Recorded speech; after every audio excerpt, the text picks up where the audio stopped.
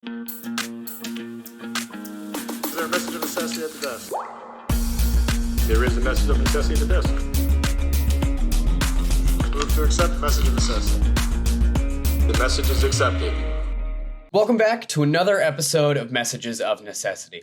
As always, my name is James, and I'm here with some of the big stories in New York that the Empire Center has been following. Let's jump right in. A state Supreme Court judge recently voided the bulk of New York's substantial equivalence regulations, which are aimed at religious and other non-public schools. Essentially, the ruling said that the state's compulsory schooling rules apply to parents and not institutions.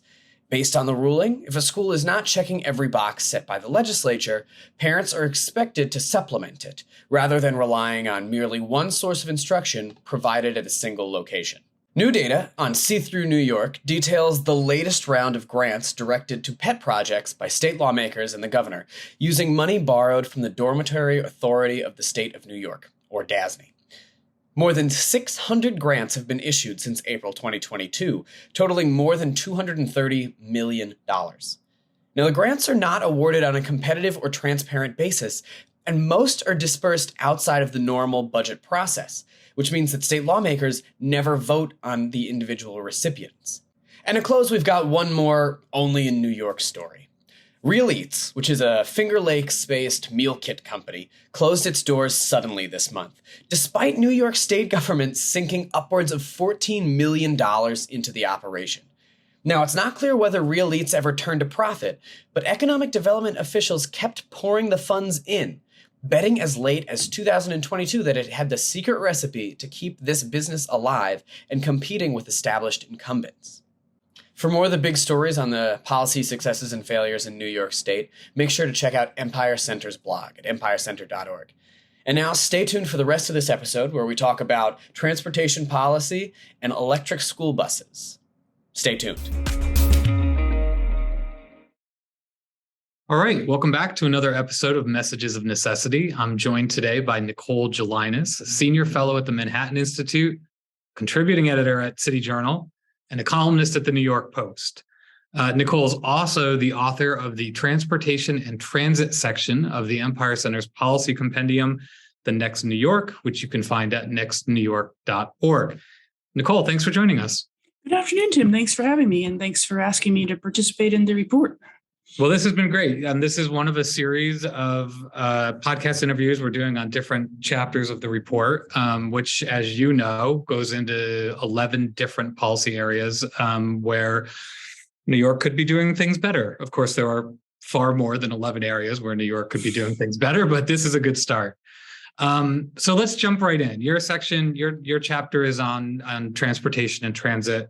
If you could sum it up in a way that somebody who isn't one of us, who doesn't spend their whole days filled up with New York State policy and New York City policy issues, what's the problem? Sure. If I was going to give you my 45-second summary of the report, the good news is that thanks to our legacy of being in early industrial state, and yes, in some ways a progressive state during the first third of the 20th century, New York has a great legacy of transportation and transit assets to build upon, whether it's the subway system, which is the underpinning of the downstate density and wealth, or the New York State Thruway system, once an avenue for industrial production and transportation, now an avenue for white-collar research and development and academic work in communication and transportation throughout the state. So we've got these assets. They were well planned. They were well built in the first place. They've certainly been reasonably maintained. They're not utterly falling apart, but we have lost our way. And it's not something that just happened recently. It's over, more than 2 decades. How have we lost our way? We've been relying too much on debt rather than pay as you go, whether it's transportation, highway rehabilitation and repair, or the transit system rehabilitation and repair. And we also are enamored of building large mega projects with no way to pay for them. Also means we're even more reliant on debt, but it means we've lost sight of having to maintain and upgrade the assets that we have. You brought up the Thruway, and this is an interesting case study. You actually pointed out as a case study in your chapter. New Yorkers were basically sold a false promise on the Thruway, right? It was going to pay for itself. It was going to be paid off, and then the tolls would go away. But that didn't happen. What happened on the Thruway? Right. I mean, if you go back to the middle of the 20th century, Governor Dewey, one of our visionary governors, we've had many for both good and for ill, but mostly for good. He presented the Thruway as self-liquidating. What does that mean? Just like Robert Moses, Triborough Bridge, and Tunnel Authority, the bridge would pay for itself. It would be able to fund its construction, debt costs, and maintenance and operation costs through the tolls that people paid. And once the construction and debt were paid for, the tolls were supposed to disappear. As we know, with both the MTA and the Thruway, tolls never really disappear. I think we can dispense with that myth, even when the projects are fully paid for.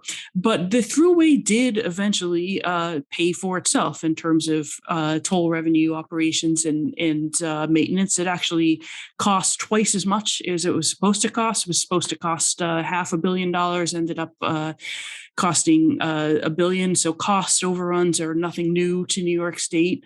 The state had to borrow some money to supplement the toll revenue. But by the 1970s, the Thruway was doing well in terms of traffic volume, and it was funding itself. It was fulfilling the promise that Dewey made. The problem is back in the late 1990s, actually early 1990s, first, Governor Cuomo asked the Thruway to take on things that had nothing to do with the Thruway, including the canal system, which was losing money. And then later on, the second Governor Cuomo sort of foisted the cost of rebuilding the Tappan Zee Bridge with no schedule of toll increases to pay for that massive $4 billion project. So now we're kind of back to where we were in the 1950s. We have a Thruway that should pay for itself, but unless we see significant toll increases over the next few years, this will also be another asset that is in deficit, not in surplus. Well, and there's a lot of competing things going on, and I want to get back to the idea of paying down the debt service on the Thruway, but the Thruway went tollless, and it started or it took the tolls out, and we now have electronic scanners. Right. Yeah. I was going to say, when you said it went tollless, I was like, oh, that's news. Tollless wasn't the right word. I wish. But automatic toll collection. Right. And so that's a cost saving measure. And the Thruway historically had been, certainly relative to New York, but I think even generally kind of a lean operation, because what was figure out a way to take these costs out. And so they had almost gotten there, or they had gotten there, right? Did they ever pay down the debt, the original $1 billion in debt? They paid it, but then they all, just like any long-term asset, you finally pay the debt, but then the asset is aging, so it needs significant new maintenance work. And then, 70 years along or 60 years along, we had to replace the Tappan Zee Bridge with the Mario Cuomo Bridge. So we have a $4 billion project. The governor, Andrew Cuomo, did not want to increase tolls on the Tappan Zee Bridge sufficient to pay for the debt service on the new bridge. And so, now we're kind of back where they were in the early 1990s.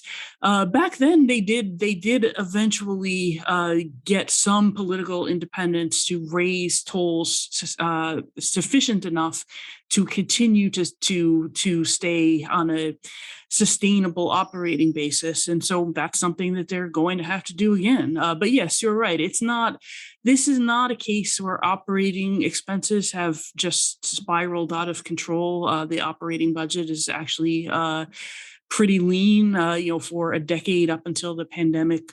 The budget only rose from a little bit less than $500 million a year to a little bit more. It didn't even keep up with inflation. So this isn't really a place where you can say, oh, they can just slash 20% out of their budget. It is more of an issue of taking on this large bridge project with no way to pay for it, which is one of the reforms that I suggest in the chapter. Not bad, big projects aren't necessarily bad, but if we are going to embark on a big project, whether it's a multi-billion-dollar bridge, multi-billion-dollar project to bring Long Island Railroad to the east side of Manhattan, something like the capping the Cross Bronx Expressway, you have to identify how you're going to pay for that project from the outset. If you want to ask the voters to approve a bond act because the project's not going to pay for itself, go to the voters, say, these are the projects we want to build with the bond act.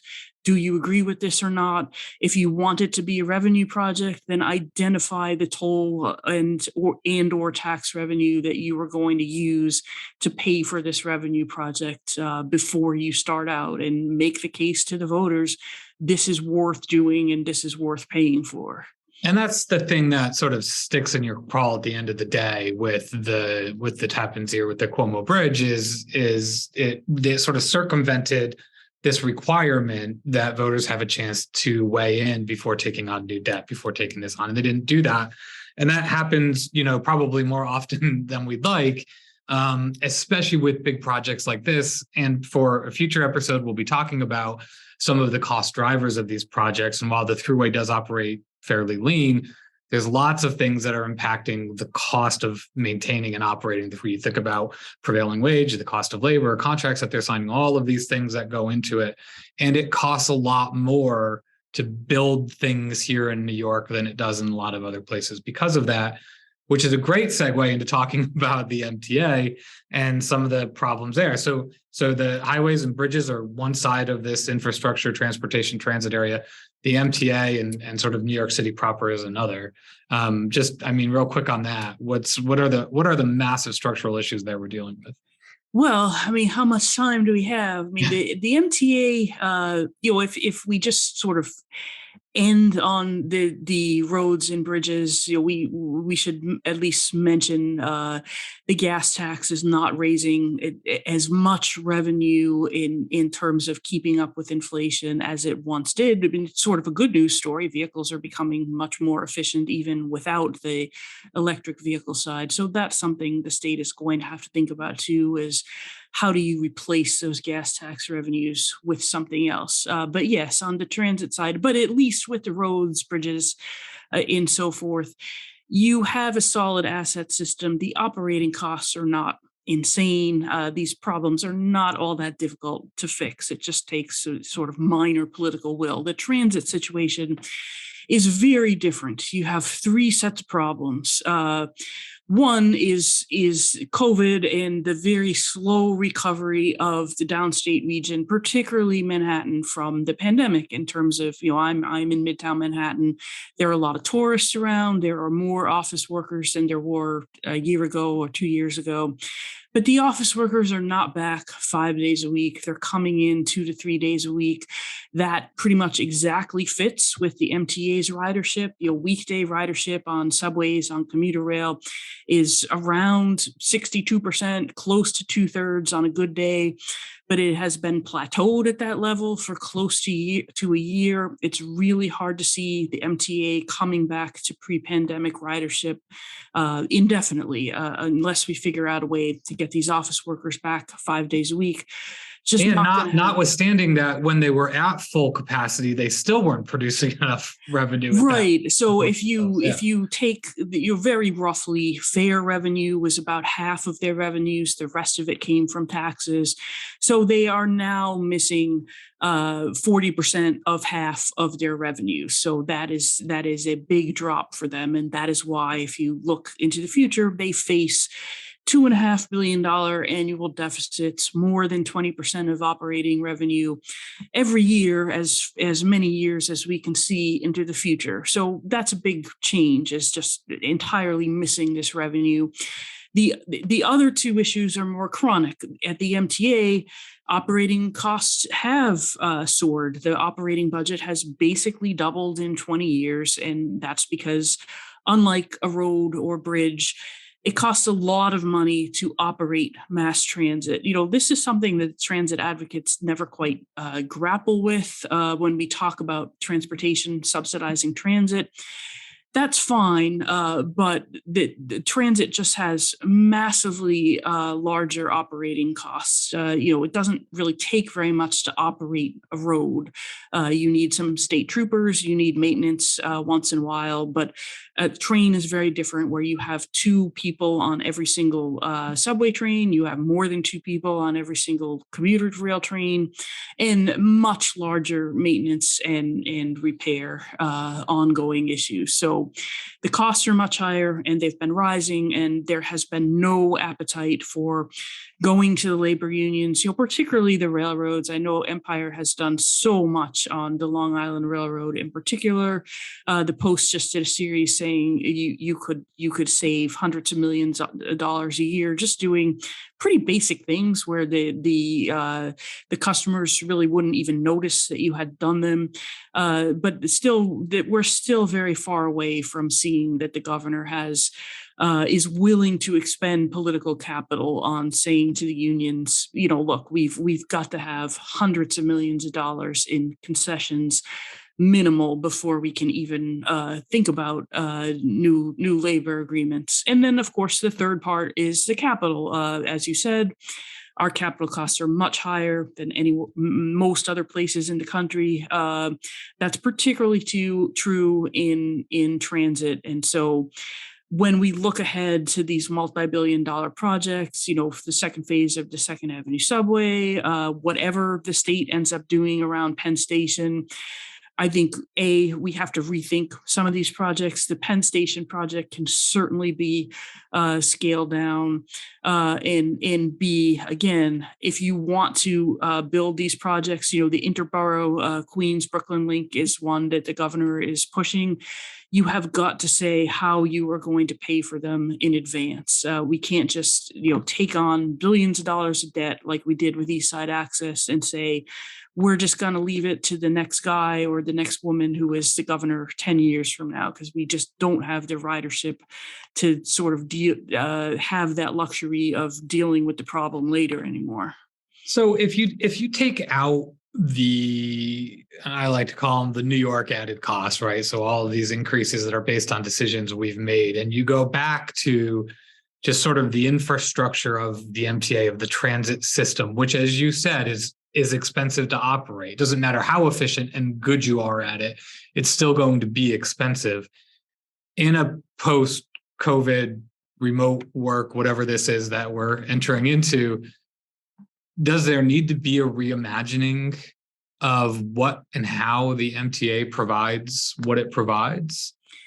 I think some of the reimagining should be learn to be more like Europe in terms of how you deliver the service. And for one thing, on commuter rail, should we go to a gated entry ticket collection where, and I'm not saying we have to do this tomorrow, you could phase this in over 10 years so you don't have to have layoffs, you can do this through attrition, but you'll build a gate infrastructure around the commuter rail system.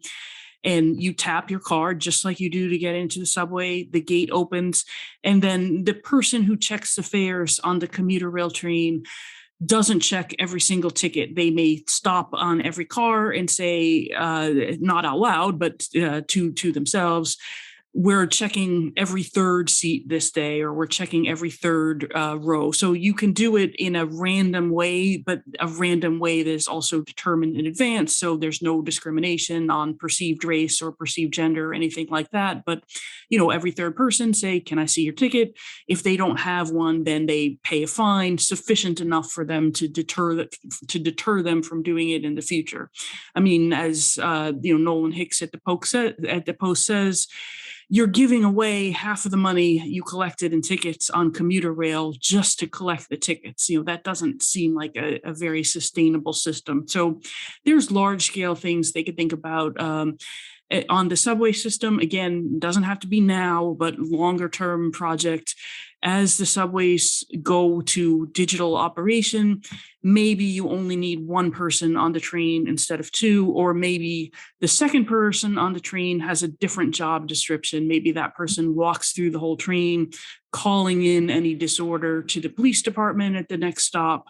So you're both providing a better service and hopefully having a lower cost. Lots to think about, lots of negotiations and trade-offs, but the governor has to at least start thinking about them. We can't do what the previous governor did and just say, okay, we're just going to sign new labor agreements with no concessions at all.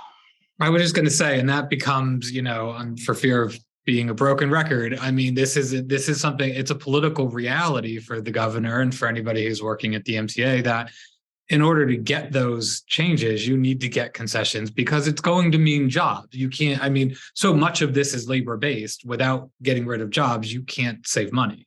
Right. And, I hate to go to the feather bedding because I know the feather bedding is not the structural issue. The structural issue is the benefit structure, the inefficiencies built in.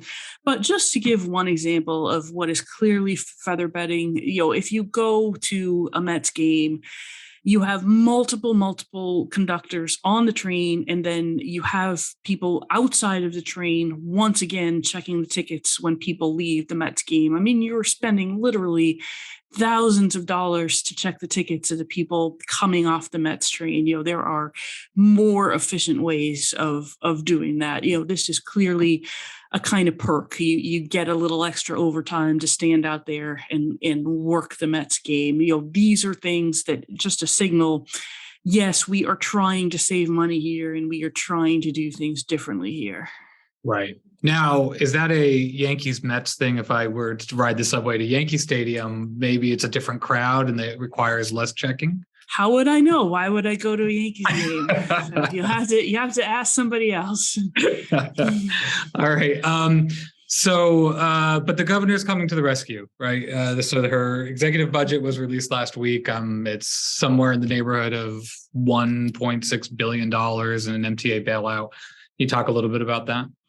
Yeah, so the governor, part of the election last year, the transit advocates sort of kept saying, if you elect Zeldin governor, the transit system will just go to hell in a handbasket. Zeldin doesn't care about transit. Hochul's going to save transit.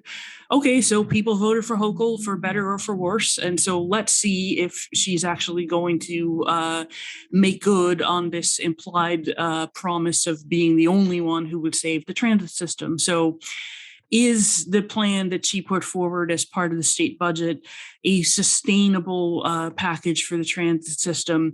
It's really not the case that it is. So the biggest part of this is to increase the downstate payroll tax for 15 years since 14 years since the Governor Patterson administration.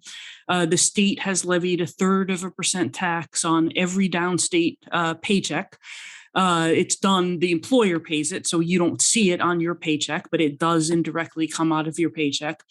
And that raises close to $2 billion a year for the MTA. So the biggest part of the governor's package is to raise that tax, bring it from 0.33% to 0.5% of payroll. So this is a middle class tax increase. It is also a tax on downstate jobs when we're still missing more than 100,000 downstate jobs. So maybe not the best time to have a new tax on downstate jobs.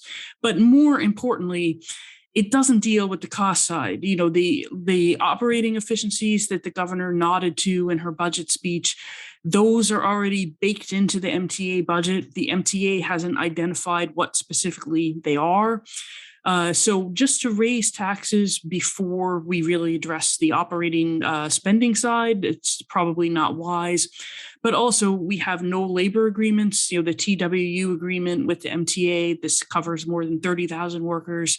This is up 6 weeks after the state budget. So it's easy to see a scenario where the legislature approves this tax and virtually all of it over a 3-year period goes to inflation-linked raises to TWU. And then also the fare hike process starts after the budget season, probably May or June. And so it's also easy to see the governor getting the legislature to adopt this tax and then coming to the rescue and saying, okay, now we're not going to have a fare hike. And so that just pushes the project off a year or so. So it would make much more sense to say, let's see what the signed labor agreement looks like. Let's see what level of fare increases that the MTA board approves this year. What does the deficit look like after that? And then how are we going to fill in that deficit? And the other part of this is she wants another $500 million from New York City. All this money comes from the same place. The mayor has said he's not all that interested in giving $500 million a year to the MTA. So these are not really long-term fixes that address the MTA's multi-billion-dollar post-COVID deficits. Yeah. All right. Well, we just have a minute left. As you wrapped up sort of your chapter for Next New York, you had several suggestions of things that could happen, and several of them were focused on a very strange concept known as user fees. And so there is some component, and we have to recognize, right? The MTA is really expensive. We talked about that. It's always going to be. Maintaining roads and bridges is expensive, and there are services that government provides that maybe they should play some role in. And so we can accept that as a premise. But the user fee side of this is something where, if you want to talk about equity, there's really stuff missing there. Can you just wrap on that for 30 seconds? Yeah, if you think about the gas tax again, for example, we're not going to get the same level of money from the gas tax. So should we start to think about a vehicle miles travel tax? There are some East Coast states that have done voluntary pilots, or people can sign up and say, I'm kind of nerdy and I'd kind of like to see how this works. There are ways you can do a vehicle miles travel tax without actually having to see where people went. It can be speedometer based, where you would then submit, you sort of get a bill at the end of the month, kind of like Easy Pass, and then you could say, these are miles that I drove out of state, and subtract those miles from the speedometer. You could do this on commercial traffic first, where there are less worries about the privacy issues. But there are certainly ways to think about moving away from the gas tax. But again, if you wait until there's a crisis and then you just slap this onto people and they haven't had a chance to think about it, you haven't had voluntary pilots to kind of get the kinks out of it, and it is just seen as a revenue raising measure, that's not the best way to go about it. And the example would be congestion pricing. I mean, congestion pricing was signed into law in 2019. We still don't have it. Whether people think it's a good idea or not, there are better ways to go about getting the public used to this idea. We could have started with a voluntary program for people driving in core Manhattan, and that would be location based, to say, okay, here's the miles I drove in core Manhattan. You could do it for a few years where it offsets another tax or fee to get people used to it. You could start with a very, very low fee. I mean, the state could have started with a nominal, $2 fee to drive in core Manhattan, just to get people used to the idea. But the way we're going, you're going to immediately be slapped with an up to $23 fee to enter core Manhattan, maybe sometime starting next year, without really exploring the different ways that you could think about doing this. So, approaching this of pilot program, see what works and what doesn't, and also looking at the cost side at the same time makes a lot more sense than wait till you have a big crisis and suddenly people are paying a big new tax or fee, and it's not meant to change their behavior. It's only meant to raise money. Well, it's a lot. There's a lot to think about there. This is certainly going to be coming up in conversation through the end of the budget cycle for sure, but certainly into the future. Congestion pricing and the city tax fees are definitely going to be a part of that. Nicole, thank you. Thanks for being a part of our book, and thanks for doing this podcast. It was great to chat with you. Thank you, Tim, and I hope the governor and the legislature adopt some of your other contributors' ideas as well. Certainly excellent stuff here, whether it's the state's general approach to taxes and borrowing, medical cost reform. I mean, as you said, there's plenty of places where the state can do better. Yeah, that's for sure. It's a good place to leave it. All right, Nicole, take care. Thanks. Thank you, Tim.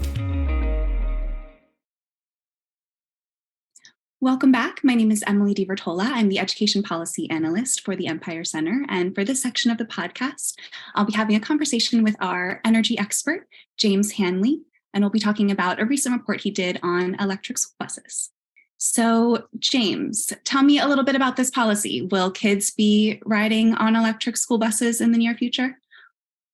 Well, if the state has its way, they will. So the policy would start in 2027, require all new school buses being purchased in the state as of that year to be zero emission school buses, which functionally would probably mean they'd all be, or almost all would be battery electric school buses. And by 2037, 10 years later, all the school buses in the state are to be zero emission vehicles. So a 10-year transition over to those. And the goal here is to help the state meet its targeted greenhouse gas emissions reductions under the Climate Leadership and Community Protection Act, as well as to provide a cleaner transportation environment for the state's school children. All right. I mean, a cleaner environment for the students, cleaner environment for the planet. That sounds reasonable enough to me. Are there any drawbacks to this initiative? Yes, those are good goals, right? Both are advantageous, but there are definitely quite a few drawbacks that will make it a challenge to comply with this law. The overriding problem probably is the limited range of electric school buses. They just can't go as far as diesel school buses, and then they take a lot longer to refuel or recharge than a diesel school bus does. And what this means is school districts are going to have to reconfigure how they run their routes to pick up and drop off kids. Some routes are longer than the distance that electric school buses can go. And so are the schools going to have to buy extra buses to meet these routes or find some other way to resolve that kind of problem.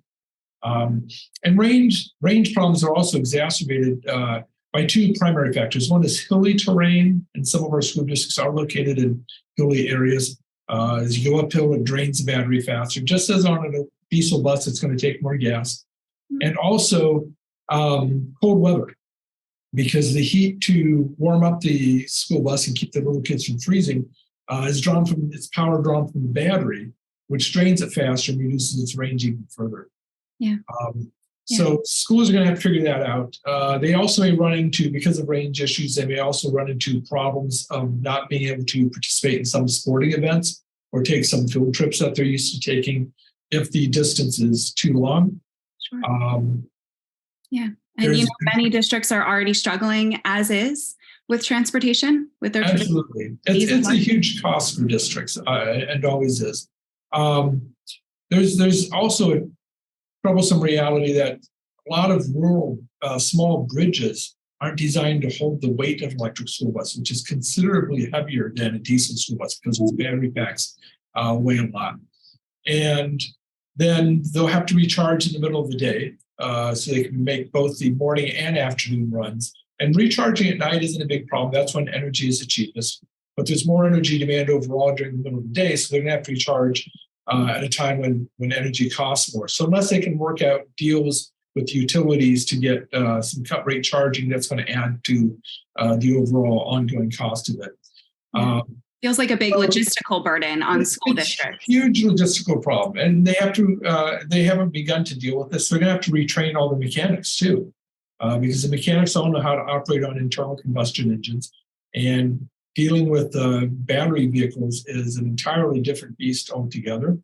So they're going to have to retrain from scratch in a lot of areas.